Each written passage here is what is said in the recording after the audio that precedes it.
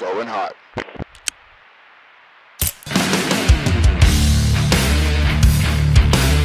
All right, little brother, we are live, and welcome to the first official Going Hot podcast with Caleb Shaw. Man, if I had to pick a way to do my very first podcast, it would be this, right here with my little brother. Jared, thank you. I'm so excited to have you here.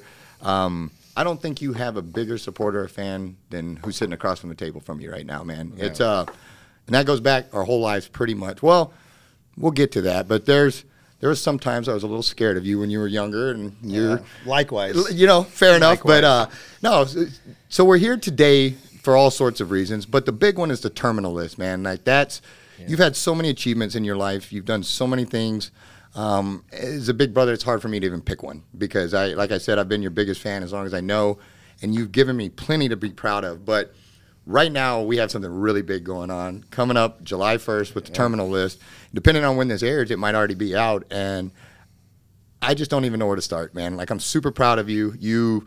This is years in the work, or at least a year and a half, 2 years. You know, a lot of times people see when they hits the screen or hits the TV, you know, they think it had just started. But, man, this was in the works a long time ago. And so thank you. Thanks for being here, man. Well, thank you. This is my first podcast as well. So here we are. First podcast, man. I get to do it with my big brother. Yeah, you know, and that's something, you know, we'll get to, but you're not a big social media guy. Like, no. You know, and I probably one of the things I get hit up on the most is, hey, why can't I find your brother on social media? Is your brother on social media? I mean, it's all the time, and I've even picked up a few followers of people that, well, we'll take the second best. We can't get Jared. We'll follow Jared or follow Caleb to find Jared. So, but I'll take it. I like keeping tabs on you anyway and stuff. But, you know, why don't you have social media? Just curious on that note. Man, I think it stems from obviously the world that I come from, the community that I come from. You know, we're known as silent professionals, flying under the radar. So I came into it with that, you know, with kind of that stigma of like, dude, I don't need social media. I don't want social media. You know, I don't want people knowing who I am, where I am, that whole thing. And, you know, I've been out for, 9 years now. I think enough time has passed, you know, and I'm working on stuff like this where I'm somewhat out in the public eye, but it's just, I see so much of the social media stuff and people on there, you know, and how it affects their lives, how it affects their decisions, you know, and I look at it as I'm kind of a quiet grinder, you know. I try to do my stuff.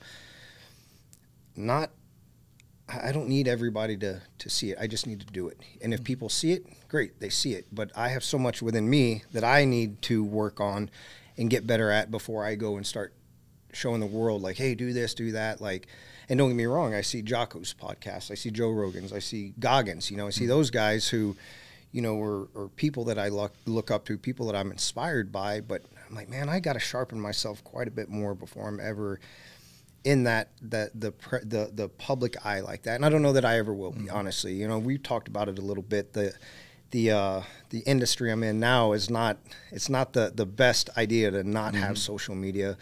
And I'll be honest, kind of that fires me up a little bit too. I'm like, all right, well, maybe I do.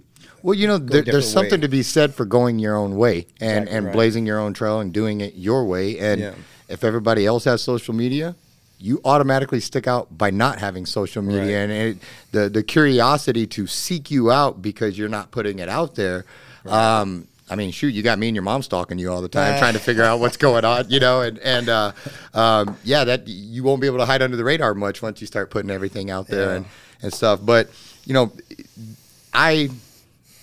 it will be hard for me to ever see you on true social media because it just seems like an oxymoron almost. That's why the unofficial Instagram for you is Jared will never be on IG. You know, Jared is never going to be on IG because even if you're on social media, I just can't see you on social media. I just and I don't know it almost the way social media is going. I don't even know if you need to be anymore because you can set a standard and like you said, it's almost you're the guy that's not on there. So that's curiosity right there.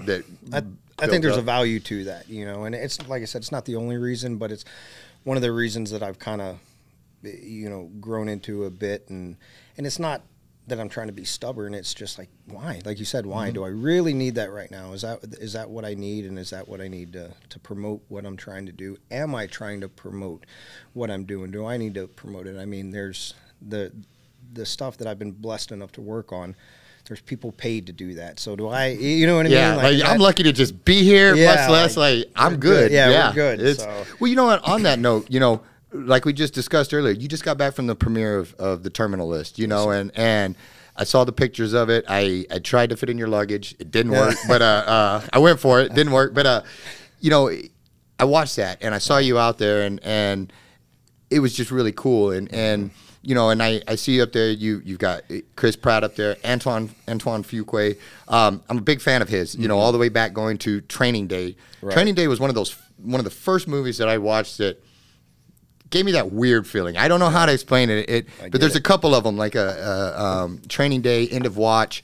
You know, there's some other ones that they just give you that, like, you go to dark places in those movies, and they bring out a grit and a. But Training Day was one of the first ones with Denzel Washington and Ethan Hawke that I watched, and I was just like, oof, like, oh yeah, that was that first like movie that I felt like took you to the dark side in a good storytelling way. And you named your shotgun after we can't say that, but yes, I did, and right. It was an influential movie, you know, because it was just so well produced and put together, and it just, you know, and our dad was a narcotics cop at the time, so of course it hit extra close to home and all of that, but big fan of Antoine Fuqua since that, you know, and because that was a good one. So I, as a fan, was excited as these steps with Terminal started, when I found out he was involved and all of that, you know, that was exciting to me.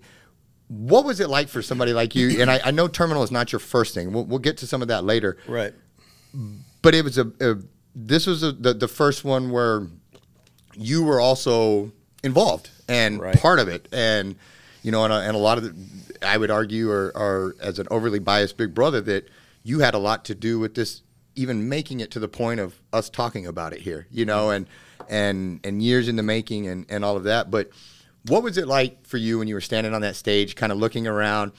Because when I went to the Jurassic premiere with you, a lot of the times, you know, we found ourselves standing off to the side, just watching and still enjoying that brother time, but kind of from the outside, you know, and different. Yeah. But you weren't on the outside this time. You were on the inside. You were on the stage. You were part of it.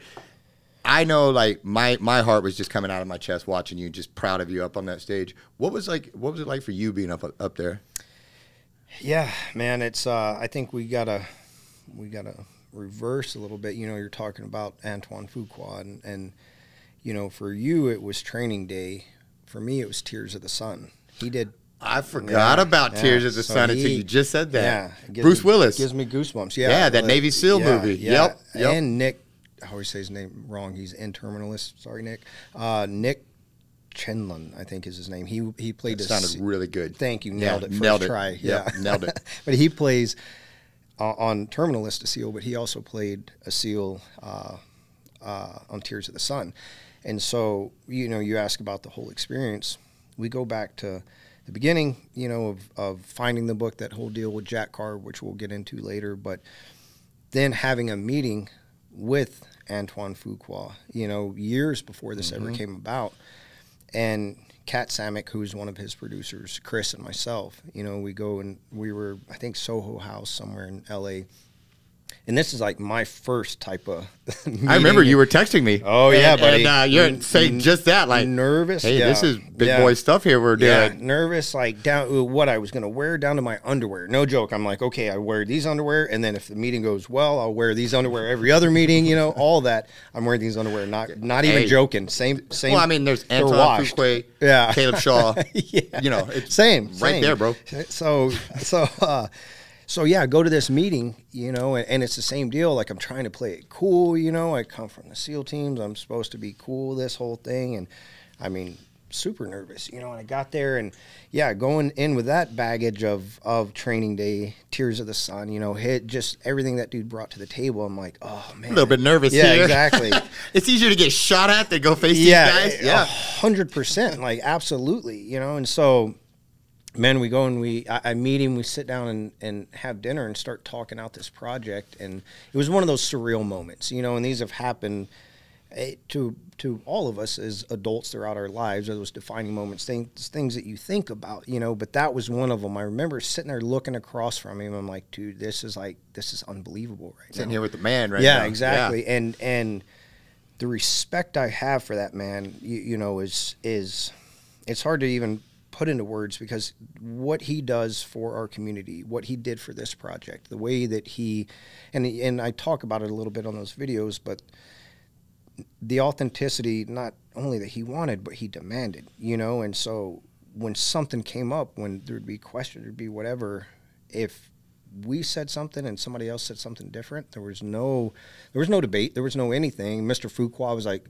that's what they said, that's how we're doing it, you know. And there was never, and he stayed tried and true the whole way through that, you know. And so it started there, you know, with him, with Kat, with that foundation of knowing, like, okay, this is going to be right. And then, you know, obviously we have Chris, who we've both known Chris for however many years now. Like, the man respects the community, the man respects the job, you know. And so when this came about, I mean, he was the same way. I remember conversations with him and Antoine going back and forth, being on the same page of like, yep, this is how we got to do this. This is how it has to be done right. And from day one till the last day of filming, last day of post-production, man, they held true on that. Both of them are EPs on it, executive producers, held true on that to make sure, like, this is something we can put our name on. This is something I can put my name on, that, you know, guys from my community, there's going to be little things that we get hit on, of course, but overall, man, well, because you don't want to show actual, you know, tactics and stuff like that, you know, because there's still guys downrange. Right. So that's very important. You know, there's authenticity still of, you know, how you hold the gun, move the gun, stuff like that. But you're not going to reveal actual tactics. How to clear a room or exactly, do stuff like that. Yeah. Yes, sir. Absolutely. So, you know, to really long-winded answer to your question, being up there, you know, when, like you said, that the whatever other premiere Jurassic World, I think, like you said, we went to, that was an experience. We had fun, you know, but it was totally different. This one, you know, I'm like, wow, this is, you know, everything has come together for this moment, you know. And it was a blessing. It was a blessing being in that moment and seeing it, and seeing all the people that worked on it, you know, and all the camaraderie, you know, and just in front of the camera, behind the camera, everybody, you know. Still real. Dude, it was a blessing. And that brings me to another point. Is one of the things that I noticed and that I like about you guys is how you bring in your people. And one of the things that was neat to me is when I saw you up on that stage, it was more than being with a cast and a crew. It was also being with your brothers and your friends. And I respect, you know, guys like Ray Mendoza. Yeah, that photo's, I mean, it's a bunch of studs and a lot of testosterone in that photo, you know, but a lot of those dudes are legit warriors. And I appreciate that you guys get that authenticity by bringing in these real warriors that, you know, you give them a chance to show their skills while they're not truly being shot at. And I know that was something as your big brother, and I know the rest of the family can attest for this. You know, the 10.5 years you were in the SEALs, we held our breath every time, especially when you were downrange, especially when you were, you know, in theater doing stuff and all that. And especially once the SEALs got more popular after the Bin Laden mission, and you know, it was just because then every tragedy involving the SEALs was world news, and you know, and we were blessed in our home as far as we always got you home, but there was others that didn't come home, and so I think it's really neat to fast forward and see all you guys not really being shot at, but getting to show what studs you are, and getting to, you know, because, hey, what do you do when you get out of the SEAL teams and you're really good at dusting and smoking people? I mean, what do you do? You know, and here's something that you guys have found that you can throw yourselves into. You can still have that camaraderie. You can still take care of each other, but the bullets are fake. You know, and I enjoyed that. That's neat to me to see that and to see all those veterans up there and the way you guys just look out for each other like that. I think it's a really strong thing. Yeah, well, I agree, and I appreciate it. And man, it's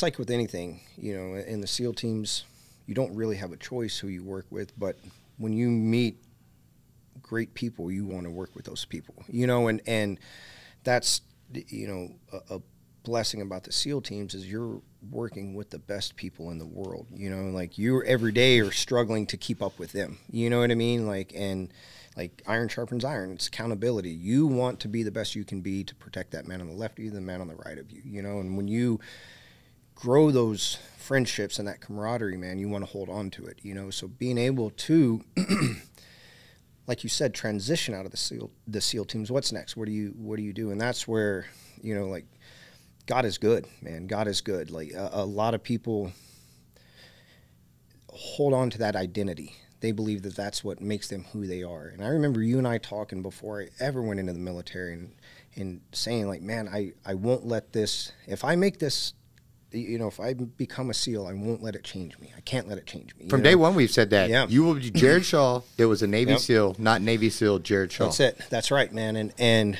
unfortunately, there's people that, hold on to that identity and don't know what to do with it. And don't get me wrong, when I got out, there was a struggle with that of, like, what am I supposed to do? How am I supposed to carry myself? What am I supposed to, you know what I mean? And that's where I say God is good. You know, God took care of me and opened these doors and presented opportunities that have put me in this chair right here, put me with the ability to be able to work on things like this. And so, you know, going on a project like this and working, being able to bring our guys on, guys like Ray Mendoza, you know, who, when this book got pitched years ago, Ray and I talked about it, like, buddy, like, I need you on this. Like, Ray is a different level, man. Like, I've been a fan of his since Act of Valor. I remember because he did the water exit. Yeah. One of my favorite scenes. I tell him that. And I'm gonna do the spoiler. If you haven't seen Act of Valor, you need to go see. People need to see Act of Valor. But that boat scene when they did that wet entry, I don't even know if that's what it's called, but it's one of my favorite cinematic things ever. When he wrecks that, he rolls out the deal.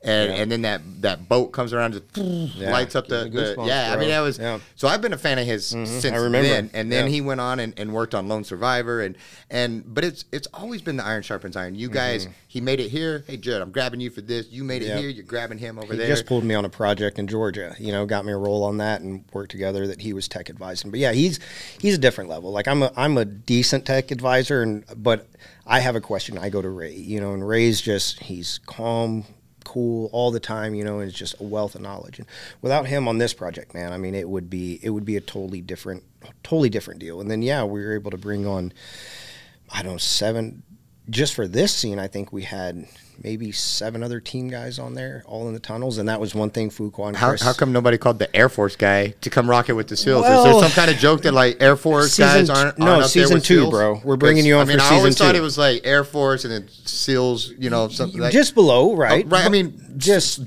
below kind of like SEALs our height. Yeah. I mean, I'm a little taller than SEALs. That's it. Yeah, we're bringing you on second season. No, I'll tell you what, dude. When I put on my kit and I try to walk around with all my stuff, I'm not a Navy SEAL, and it's very clear. It takes time, man. You dudes are studs, and you know, and on that note, you know, talking about Terminal and all that, that wasn't the first acting you've done. I mean, this goes way back, but I do want to button a little bit on Terminal. You play Boozer in there, you know.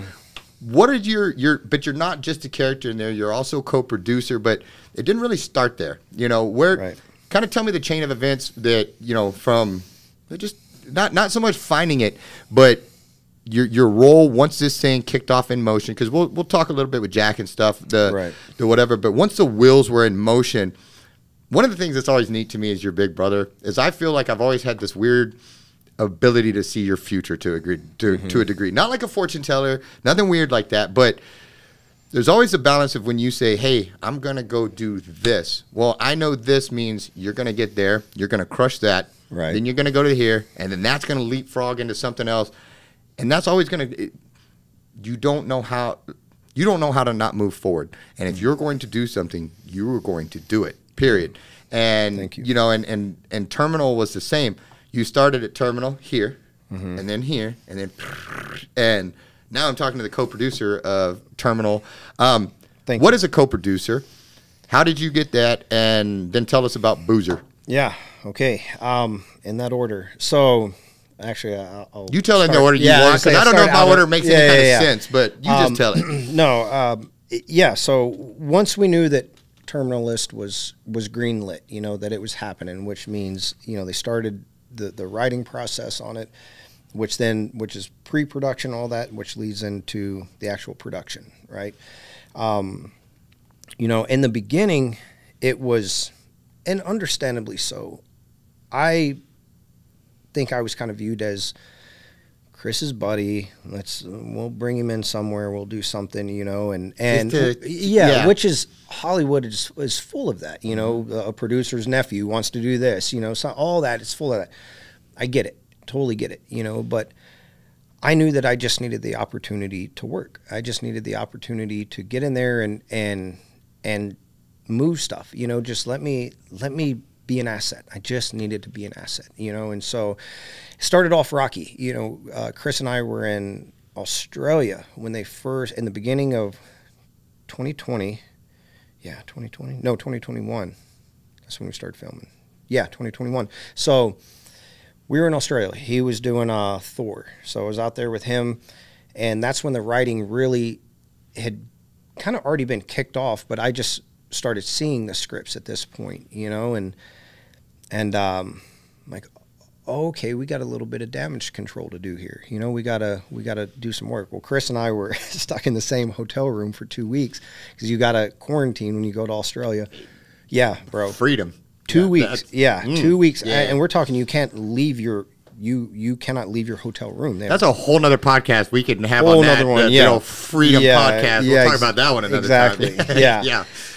And so basically I had 2 weeks to dive into this thing, start looking at scripts. And so we started making those changes. And that's where I say that some of those phone calls with Chris and Fuqua and David DiGilio, who I'll expound on here in a bit, you know, kind of start jumping into this stuff. And I was able to just kind of start throwing some ideas in there and making a few little changes here and there with the support of Chris and Antoine and Dave, of course. Get back stateside, and then it's game on. We start filming. We were there for a month. We started filming in March, and so had about a month. Are we still in 2020 yes, sir. or 2021, right? We're in 2020. I'm terrible at dates. Right. Yeah, I'm pretty sure it's 2021. I have to put everything in here, or I forget. There's probably people that are going to correct me. Yeah. So 20 or 2021. Let's call it whichever one. We were filming, or we're getting ready to start filming in a year. You know, perfect. And so, so yeah, man, we, you know, once we start showing up on set, you know, and I was able to work. And one thing amongst a lot of things that our father was always been great at was teaching us how to treat people with respect. You know what I mean? And always, no matter what, no matter if they're on the totem pole, the lowest, highest, it doesn't matter. Treat people with respect. And man, that as you know, is a huge part of it. And then just being willing to work, you know. And so I was brought on as an associate producer. To be honest, I don't really know the difference between an associate producer or co-producer. I just know a co-producer is a little bit higher than an associate producer. That's you know? Enough of an explanation right there to me. It's one more. And I don't know if there's, because I've researched it to want to know, like, what is the role of a co-producer? You research 10 sites, you'll get 10 different answers, you know. And so I just knew, like, coming on as an associate producer, it gave me somewhat of a voice, but really gave me a title. I had just a title that people wouldn't just look at me and be like, who are you? You know what I mean? Like, why are you talking to me right now? Yeah. And so, you know, we start in March, the filming process, and I'm in the scene with Chris the first day of filming. So you want to talk about that pucker factor, you know? I could see that being we're doing this. And it's all day. It's all day, him and I. The first half of the day is him and I, and then Constance Wu, who plays a character, crushes it.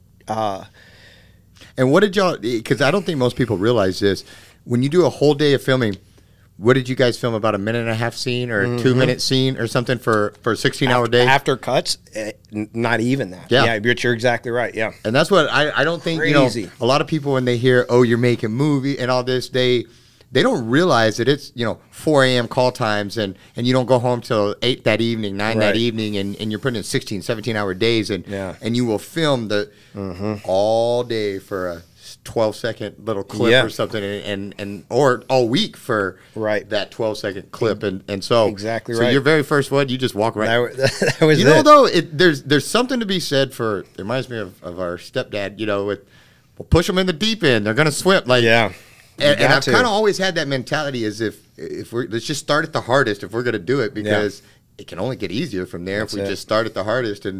boy, you did that. Yeah, that was it. And thank you. That was it. That was, tossed in there and sink or swim, you know, and I mean, everybody can kind of judge for themselves. They'll see, you know, I, as our own worst critics, I, of course, look at it. I'm like, gosh, I should have done this different, that different, you know, but it's learning. And I'm not beating myself up about it. I'm like, hey, back to the drawing board, you know, and that's talking about what you are about this journey.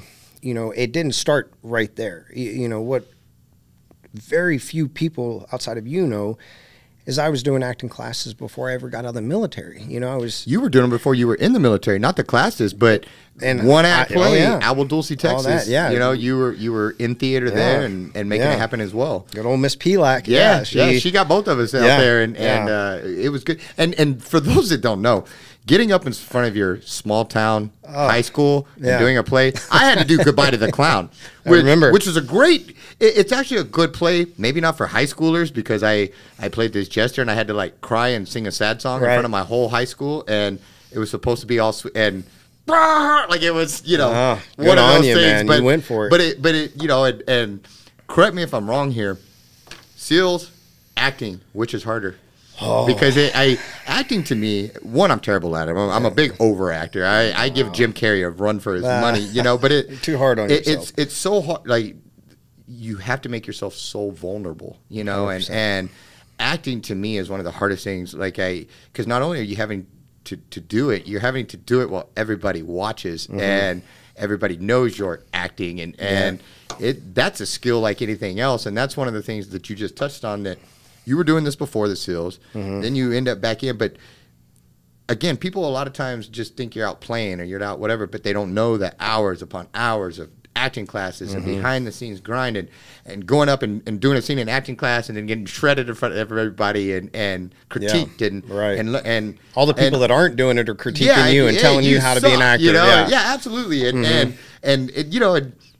But you take from that what you can, and you use it to sharpen you and to mold you, and you keep moving forward. You know, and you're right, and that's none of this with you. Through every single thing we're going to talk about, there was really no easy roads. There was no, and even if there was, you didn't stay in that easy lane. You picked the route that was going to deliver the most success with most of the time in life means taking the hard route and doing the hard things, because everybody takes the easy route. That's why they take it, you know. But it's to do special things, you got to put in special work and extra work, and you've done that. Well, you know? Thank you. And I can't not speak on, that's great English, I know. I can't not go over, though, like what I feel like attributed to that fire in my gut, you know, of what from early on I felt like I just ticked a little bit differently. And I'm not saying I'm anything special, none of that. I'm saying like I just knew something was a little bit different, and it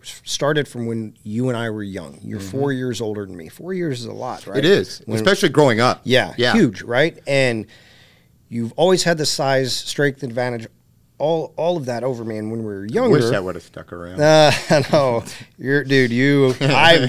don't want it to stick around. I don't want to test it. Put it that way. But you know, going back to when we were younger, and we've talked about this. You know, it's you. Well, to be honest, I was a jerk big brother for a long time. You were a big brother. You know what I mean? I was. Like, and especially in our time frame growing up, big brothers were just kind of like that, you know. But because the last thing a big brother wanted from a little brother was to be soft, you know, and I think you upheld that, you know. Today they would call it a bully, you know. And I wish my motivation back then would have been good to make you tougher and all, but I was just a jerk big brother, and you were my little brother, and I was going to terrorize you. And Josiah, y'all both got it pretty bad, and I was a pretty jerky big brother. Well, you know, that's one of those things that was a blessing in disguise, and now it's just a blessing. It ain't in disguise. You know what I mean? It is a blessing. It's I remember being young. You know, I want to say it was probably 5th or 6th grade, maybe 7th grade, but having been with and dealt with that for years, I remember thinking like, okay, there's 2 ways I can go with this. I can lay down or I can get up. I can lay down or I can rise to the occasion. Well, you got up, and not only did you get up, you got up and you chased me. And I don't know I recall the moment where, you know, Mom, you'd done something to aggravate Mom or got in trouble or something, and you know, a lot of times back then it was get outside. That was our punishment. Oh, Go yeah, outside. yeah. Don't come in till dinner, whatever. Well, mom tossed you out and you had to stay outside till dinner. Well, then mom left and you wanted to come back in. And no, and not on my watch, you know. And I remember thinking it was so funny as you were going around and you were trying the doors and I was looking at you through the peephole and all that, laughing. Oh, yeah. And then you didn't think it was so funny, and you hauled off and put a fist through the window and got in and then grabbed a knife and proceeded to chase me all over the house with the knife. And that was about the time I was like, you know what? I think I'm just going to stick to picking on Josiah. And I pretty much left you alone from that point on, because I was right then you showed me that, okay, I could pick on you, but I have to be prepared to take it all the way. If I'm going to pick on you, you're going to fight me. Right. And we're going to, and that was another thing. Even fighting you with 4 years difference, it sucked because you wouldn't just roll over and die. And I really wanted just the big brother get you in a headlock noogie and you just to roll over, cry, and let's get this done with. But you started fighting back, and it started sucking because, yes, I still had size and all that on you, but I didn't want it that bad. Like, I did not want to fight you that bad. And I remember after I left for the military, and I did see it starting to affect your mindset and all of that. And then when I left for the military was really when it clicked to me, like, how much I loved my brothers and how much I regretted being a turd big brother all those years. And so when I came back that first time, I was really eager to kind of restart another brotherly relationship as allies. And but I remember standing in Dad's kitchen one time, and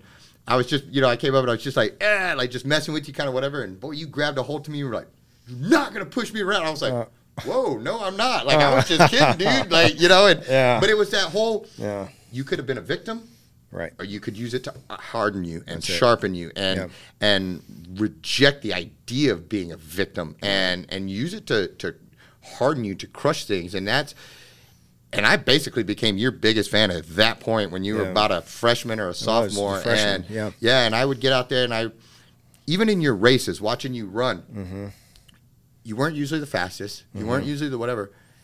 But the heart that you put out there, that was what set you apart from people. That was early on to me that you were on another level, you know? And again, not because you're biggest, smartest, any of those things, but you refused to lose. And somebody that won't lose, you can't beat. And you know, and that was just something that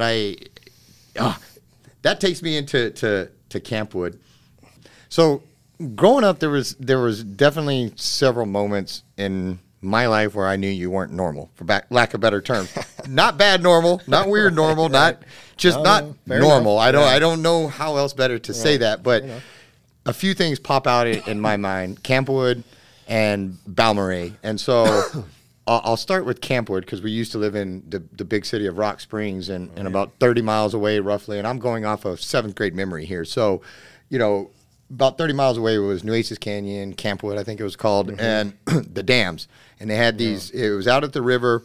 And again, I was 7th grade here, so I remember them being huge, the dams. Like, didn't you ride your bike to them? We did. We rode from Rock Springs to, me and Kenny Drennan. We rode from Rock Springs on crappy bikes. Like jalopies. Like bad bikes. and this is like up and down hills and stuff. And we rode these stupid things, and we got there.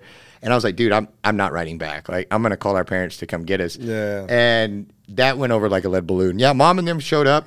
Daryl actually was kind of, he's like, all right. Yeah. Like, y'all rode your bike, like, and that bike sucks. Like, good job, you know. And Mom, not so much. Like, Mom laid into us, and we got grounded. No, we just took off. We were bored, and so we just took off and rode our bikes to another town in 7th grade, 30 miles away, in Hill Country. And it didn't go well. No, we got in trouble and all of that. But the dams in Campwood, I remember just for a 7th grader being big. And I remember we went to go, Dad came to see us, and Dad loves water. He took us out to go swim, and we were out there, and we climbed the dams. I don't remember exactly, but it feels like a trek to get up there. And I was 7th grade, so that means Josiah was 5th grade, and that means you were 3rd, a whopping 3rd grade. And I remember as we were all looking over the cliff, and I remember even in 7th grade being like, yeah, man, that's a far jump. So I looked at Dad like, hey, Dad, like, you know, you do this first, you know. And I remember Dad looking over and be like, man, that's a long jump. Like, I might just, and Dad, there was another ledge, and he was like, well, maybe you should go to that ledge, you know, whatever. And as we're sitting there figuring this jump out, you just came streaking by running by and just went right past of us, nothing, and just yelled and like a Geronimo, like right off the deal and just jumped.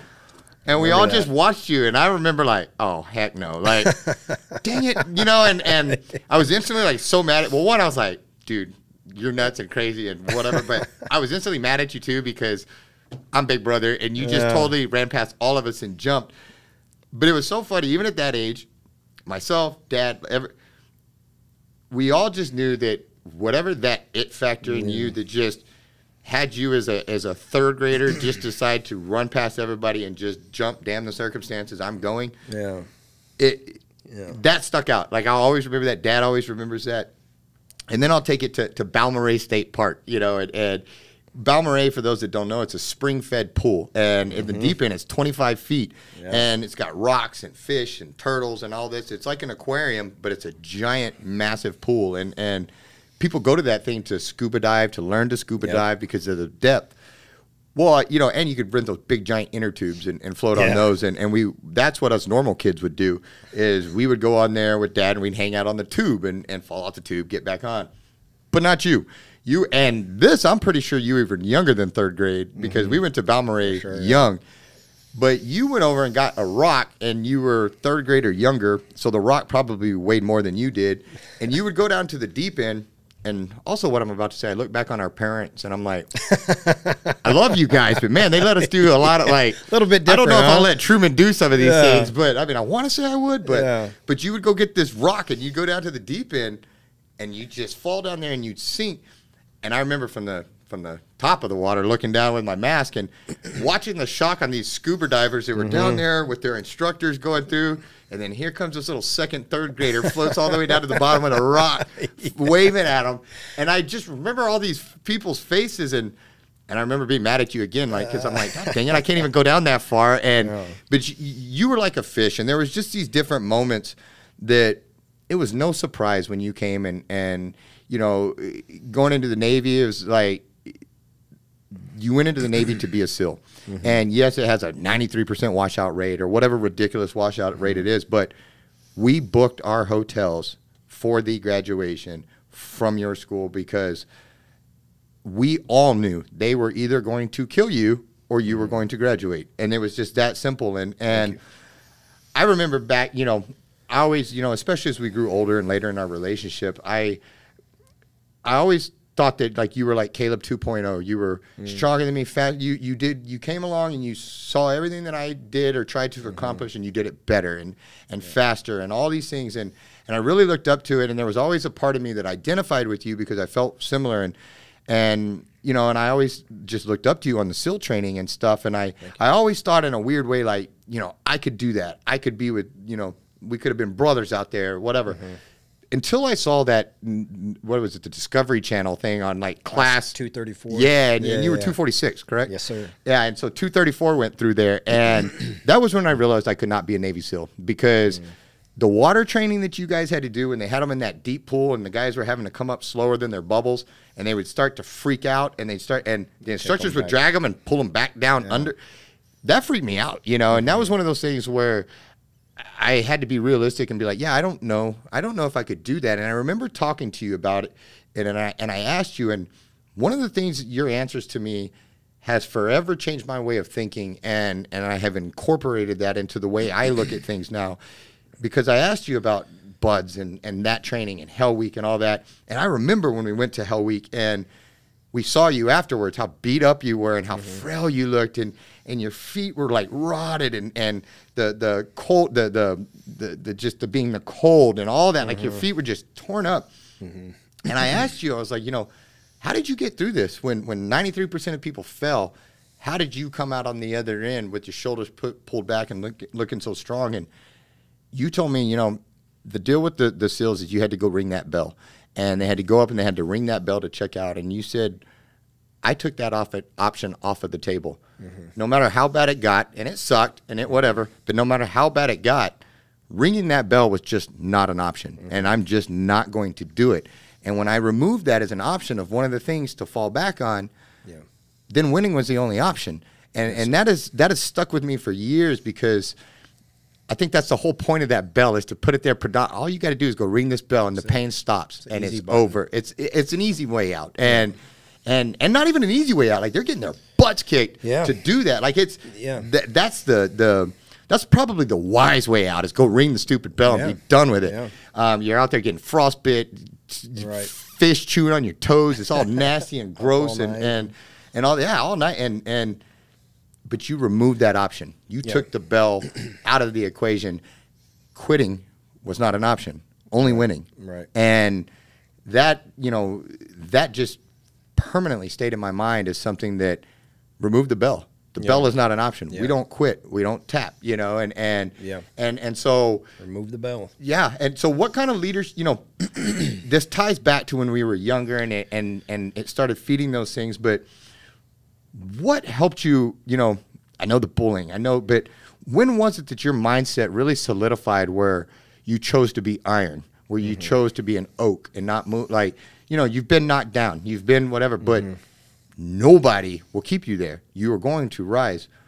What is that? Where does that come from? How did you get there? Yeah. Well, there's a lot to that. It's not one choice that you make one time.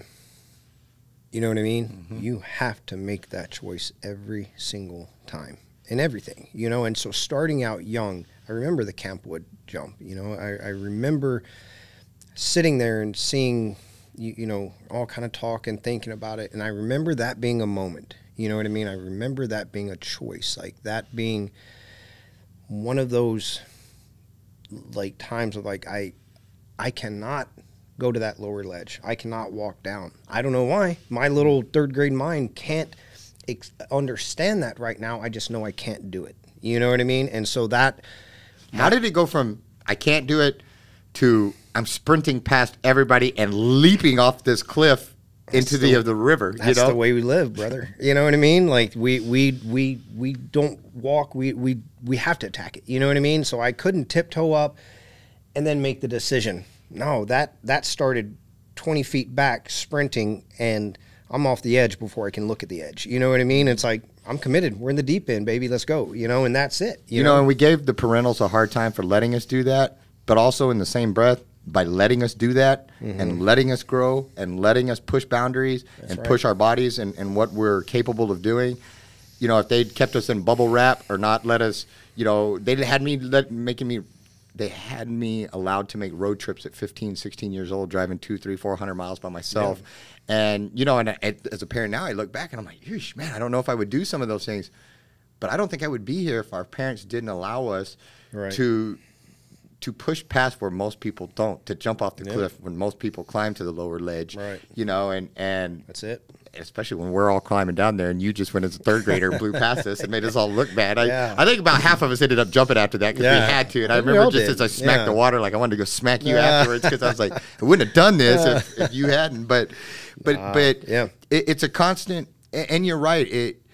While every decision molds you and sharpens you and helps forge that iron, you still face these choices every day of whether to be the victim or to the victor and to win. And it can be as small as things of, I'm making this cup of coffee and I screwed it up and I'm getting it all mad and let that cup of coffee win. Or it can be something huge and paramount that changes the way you think for the rest of your life. But it always seems to come down to a choice. Every time, man. Every time. And there's always that easy button. There's always the bell. You can always go and make the easy decision, but it's that whole deal of like, you make the easy decisions now, you're going to live a hard life later. You make the hard decisions now, you'll live a blessed, easier life later. And that's it. And it's everything we do, man. And fortunately for me, going into the SEAL teams, once I made it through, and going back to Hell Week, I remember we talked ahead of time and I told you, like, I don't know at the start of Hell Week, I don't know if I'm going to make it through this. I know that I won't quit. I don't know that I'm not going to break my leg. I don't know what, I just know I won't quit, and that's all it was. That's how it had to be, but then, fast forwarding into the teams, that's where I say it's a blessing is you were then the idea of like, I can slack a little bit and I'll be okay. Like that option's off the table because you're working with people that you were striving to just keep up with, you're working with your peers that, you know, you're the like the alpha. You know, you're like, gosh, dog it. You know, like I cannot take a day off. I can't. You know, and so it's a blessing and a curse, but ultimately a blessing because you're like, dude, I got to pull my weight. I got to be able to pull my weight and be there for them because I know they're going to be there for me. You know, so that's the thinking is kind of done at that point. You know you're not going to be a turd. You can't be a turd. You cannot be a turd. You know, and so well, you can. You can. You may not last, and they may not like you. And I'm sure you guys had those guys in your rings too, like every other place. But you know, the character that you chose to embrace, and those attributes that you chose to go after, I would say that those are what helped open doors for you later, because people knew you wouldn't quit, and they knew they could hold you accountable, and you would hold yourself accountable, and you know, and as your big brother, there was so many, you know, you've always been so quiet about things. You know, you don't, even within the family, you don't put your business out there. I was usually the one that, a lot of times you were the only one talking to that was, you know, most of the time you wouldn't tell the family you had done something until you were all the way through it and complete, with the exception of me. And we would talk through all of it. And one, just so you know, that those were always and continue to this day will always be special to me, that we have that likewise, that we can talk and be there, and iron sharpens iron, and I feel like we get each other's mindset, and you've helped me to just, especially as I've gotten older and can even more take in the wisdom of it, to apply these things to my life and stuff. But during those days, it was always because we were still growing up too, you know, like, yes, we were young, we were in the military, we were all these things, but mentally we still had so far to grow and all these things. But I remember when you were going through sniper school, and, you know, and none of us knew you were in sniper school except for me, and we talked all the way through it. And, you know, being a SEAL is hard. Being a Navy SEAL sniper is even harder. If I recall correctly, you were a non-prior when you went in, which for civilians, you know, non-priors, you're on your first enlistment, and you haven't gone to a second. A lot of times, if I'm, and correct me if I say anything wrong. Our first platoon, I hadn't even been deployed, which is one of the requirements. Yes, sir.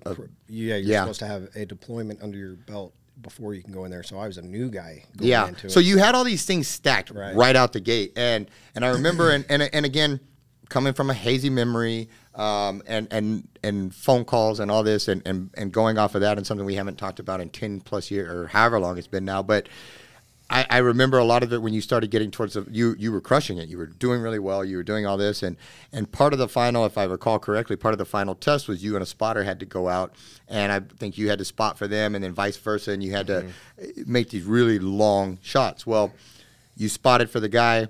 He got his part done. Flipped around, you took the gun, you had the spotter, and it didn't go so hot. And for whatever reason, I'll pull the big brother card, I'll blame the spotter. You know, spotter didn't come through. That may not be it, and it's spotter if you're listening to this, and that's not exactly, sorry, it's big brother stuff. But, you know, one reason or another, that did not work. And I remember when you called me afterwards, and you're like, bro, it didn't happen. Like the shots didn't go, I didn't make them. And I was like, well, did you shoot bad? Were you, and you don't make excuses. You never have. You don't to this day.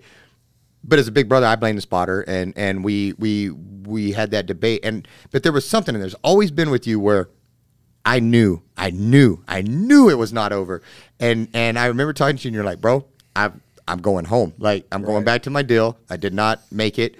They don't change the rules. Like this is what happened. I failed. Done. And no, Jared, you're not done. Like, I don't know why, but you're not done. Like, we had those exact words. Like, and I felt such calmness and peace in that, and telling you, like, you're not done. Like, you don't.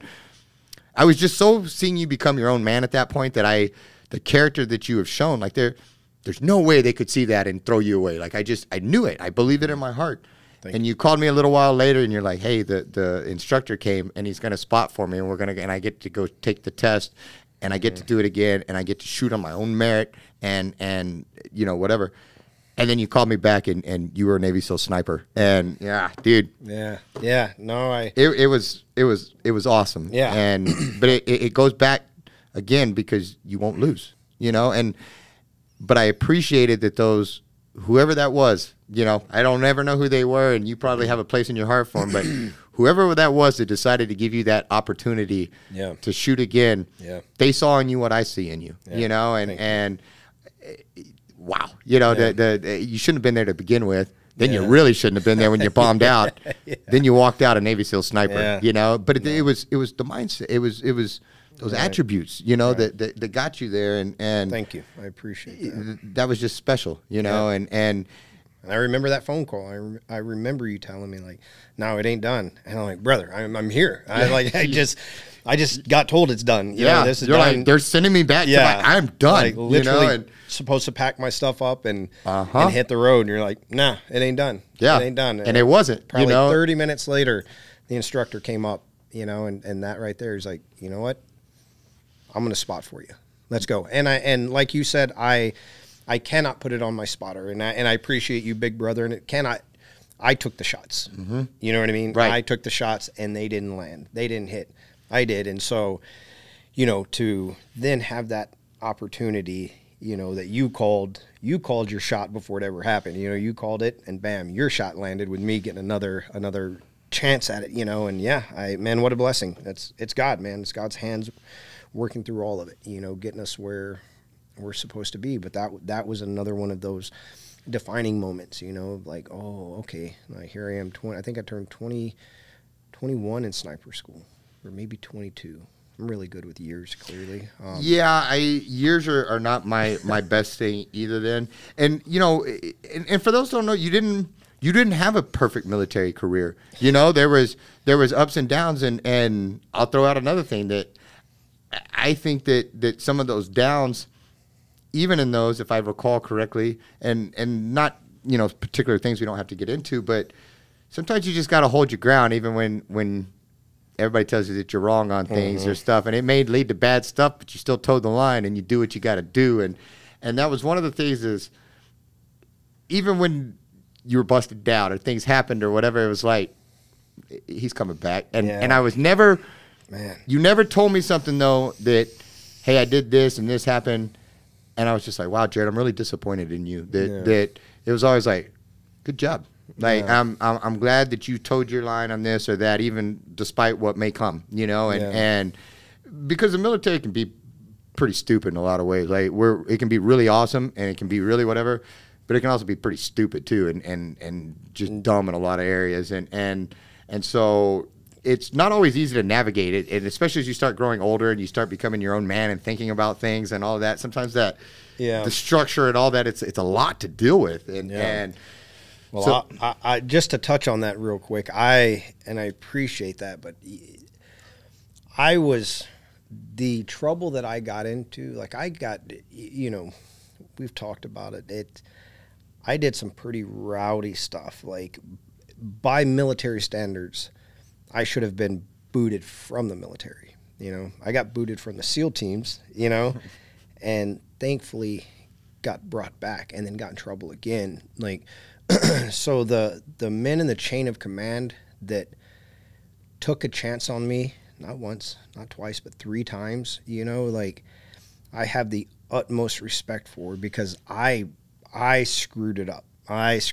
You know, and it wasn't tactical stuff, thankfully. It was a young, dumb, immature kid that was rowdy, you know, and everything that was punishment-wise put upon me, I earned. It probably should have been more, you know, but had those men in my chain of command and my platoon and troop not like came on my behalf and got my back, you know, my storyline would be totally different. I would have got booted out of the military. You know, I had my entire troop getting their dress blues, which SEALs hate getting in dress blues. We don't do it unless it's a funeral, basically. They all got in their dress blues and went to my second captain's mast, second time losing rank, to get my back. You know what I mean? And that gives me goosebumps. I will never forget that. You know what I mean? Like, they didn't have to do that, and they did it, man. And that is what kept me in, and that chain of command kept me in, you know. And so it would be a whole different thing, and I'll never forget that. And when I went to Buds as an instructor, I never forgot that. You know, kids would screw up, do whatever, and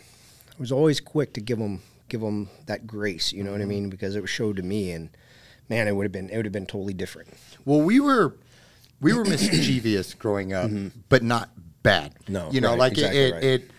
I thought I was the king of pranks in high school. You know, I liked to pull little pranks, and the teachers let us get away with stuff because they knew we weren't turds. Right. You know, like we were mischievous and we liked to do. But we weren't you know, disrespectful. Exactly. Like I remember a couple of things with you. Like one, you may or may not have been the guy that threw black cats down the hallway, lit those and threw those down there.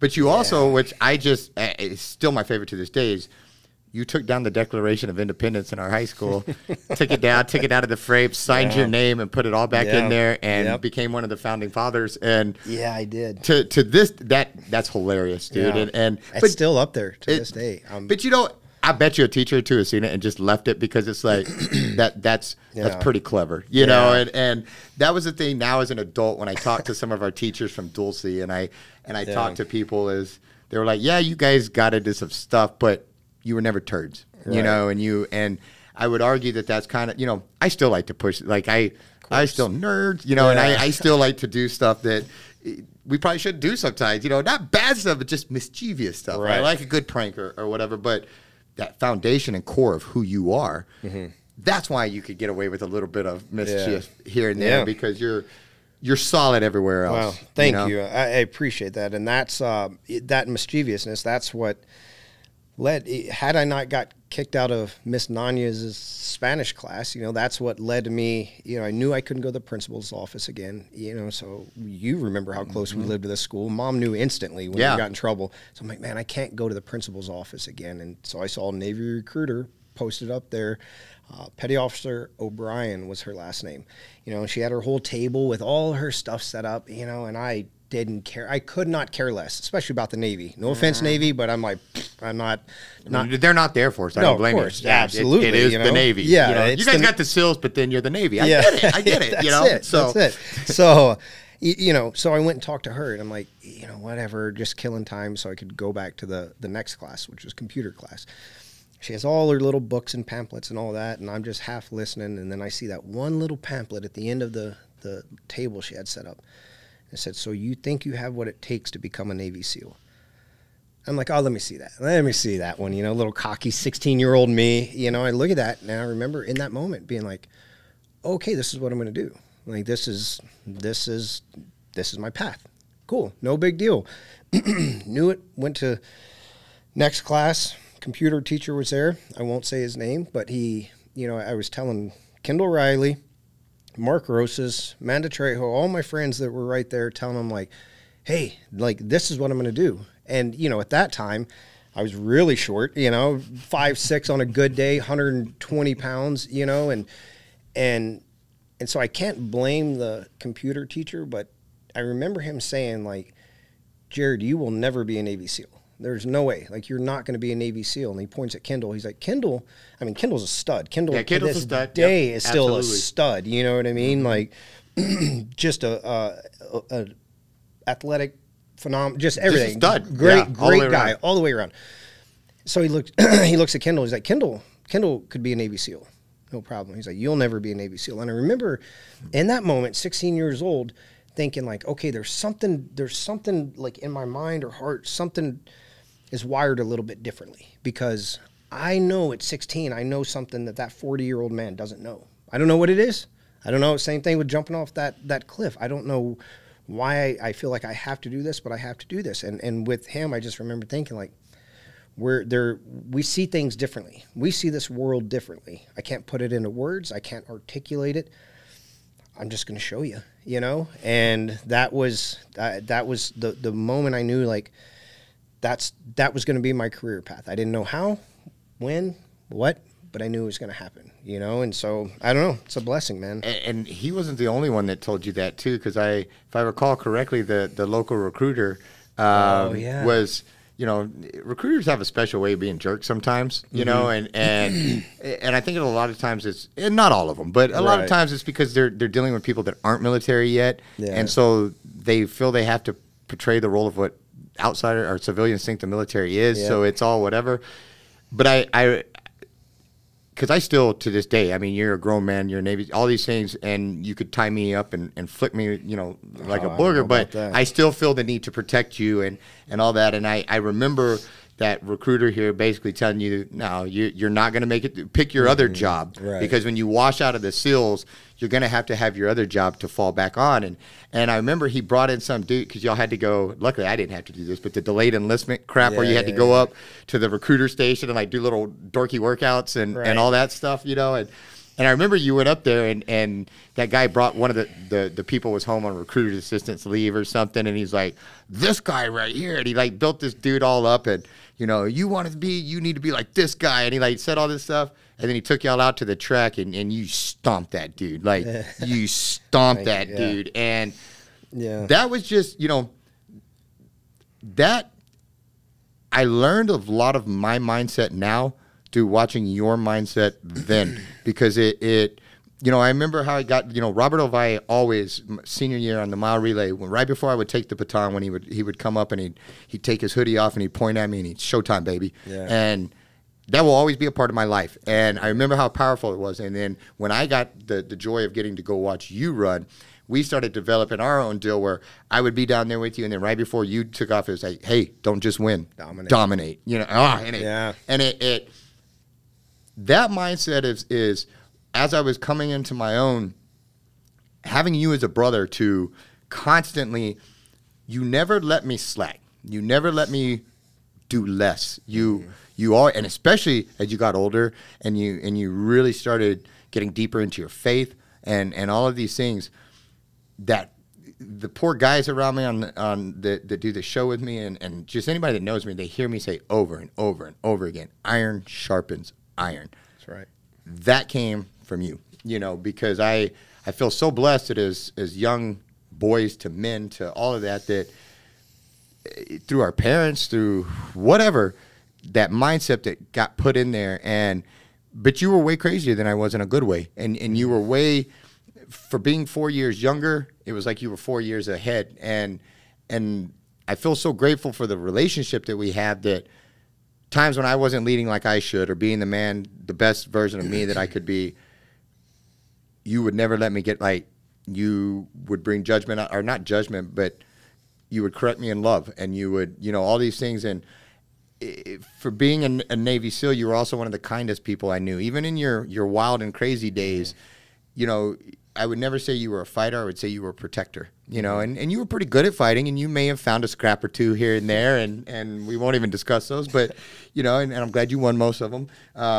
The lawsuits were against me. Of course. But to this day. But, you know, again, I cannot tell you over the years what it's meant to know that you're going to hold me to a standard. And I've tried to do the same with you, you 100%. Know, and sometimes when it's not fun to hold somebody to a standard, you know, and there's been different things that I've come to understand about the military or being a man or all these things that without you I wouldn't have done. And, you know, and it's real neat when I go out. I've been blessed enough to go out and see you in LA a few times and see what you're doing. And as a big brother, it's cool because you're not out there being a little groupie flying around. Hey guys, hey, look at me. You know, you're a goddamn oak. And that was what was neat to me as your brother. Whenever I get to go visit and I get to be a part of your world, people constantly pull me aside and they're like, hey, your little brother is somebody special. Your little brother. And it's so neat to see that all the lives you've touched, not from being a Navy SEAL, those are all, but it's like we talked about in the very beginning of this. You were Jared Shaw that was a Navy SEAL. You're not Navy SEAL Jared Shaw. And it makes me so proud to see the victories that you have in your life. These things that nobody truly knows, I would argue, except for me, just how much you do. And because you don't tell anybody, and it's all quiet, and you don't have the social media, and you don't blast it out. You got me and your mom out there being your cheerleaders and whatever, but it's just special to me that your focus, while it's being the best at whatever you do, it's not here per se in the world. You know, it's not in these, yes, we want to win whatever we do, but it's your calling is higher. And since you've found, when I say found religion again, you know, you kind of summed it up when we talked a while back. We've always been Christian. We've always grown up going to church. We've always these things. But as adults, have we always sought God? Like, have we sought him out and all of that? well, you're doing that now, and it's helping to me. I think that's part of your success is, yes, you're good at what you do, but you put yourself second too in a weird way. Like you told me one time, you're like, dude, I don't care about any of this. I want to do what God wants me to do, to further his ministry, to be where I need to be. And that's why I think you're finding the success that you are, because you're humbling yourself and you're allowing God to work in your life. And by doing so, I think it helps to inspire others. And you know, I know it does me, you know, like I can't go home and be a turd to my wife and kid because not only will they call me on it, but you will too, you know, and rightfully so, you know, and so. No, I appreciate that. It's it's finding relationship over religion, you know, and God is always there.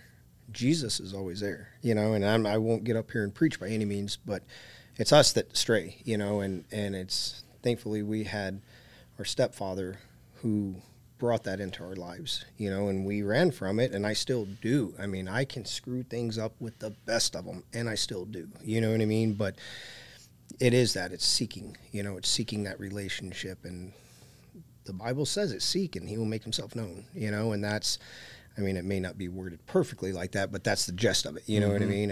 And our Creator cannot lie, you know, and so it's the most real thing that there is in this world. All this stuff is great. It's all amazing, but it's the most real thing. It's the only real thing. You know what I mean? And so it's, I just want to be in his will for my life. That's it. If I'm there, I'm at peace, you know, and who knows, it may be something totally different. And I hope that I have a heart that can hear his voice and lead or follow where he leads me to go. You know, if I'm doing that, there's peace with that. When I try to take the reins, when I try to take the steering wheel, it's when it gets messed up, you know. That's why I say I'm the best at messing it up, you know. So that's a whole different story. Jack Carr is available to hop on if we want to hop on. He just shot me a text if we... Going hot.